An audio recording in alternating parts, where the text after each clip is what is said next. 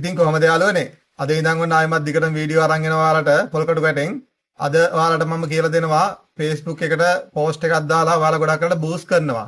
මේ බූස්ට් එක ඔයාලට හරියටම ප්‍රතිඵල ගන්න නම් ඔයාලා කොහොමද කරන්න ඕන?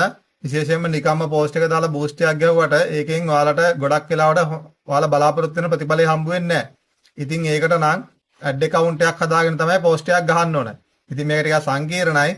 ඒ ගැන දැනුම ඕන අය, ඒ ගැන විස්තර දැනගන්න ඕන අය WhatsApp එකෙන් මාව contact කරන්න. මම ඒක කියලා දෙන්නම්. ඒ වගේම ඔයාලගේ ඇඩ් account එක run කරන්න ඕන ඒකත් අපි බාර අරගෙන කරලා දෙනවා. ඉතින් මෙන්න මේ වගේ තමයි ඔය ඇඩ් account එක run වෙනකොට මෙන්න මේ වගේ තමයි පෙන්වන්නේ. මම ඔයාලට ඒක screen එක පෙන්වන්නම්.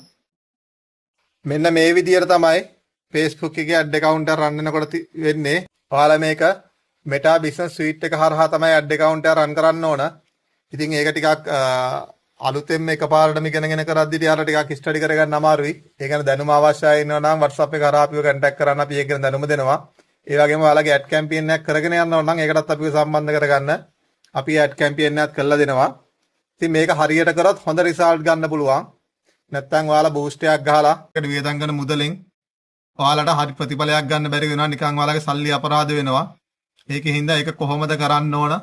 ඒක කොහොමද ලොකේෂන් තෝරගන්න ඕන? කොහොමද ටාගට් ඔඩියන්ස් එකක් ගන්න ඕන? මේ වගේ වැඩ ටිකක් තියෙනවා මේක කරන්න. ඉතින් ඒ ගැන දැනගන්න ඒකටත් අපිව contact කරන්න.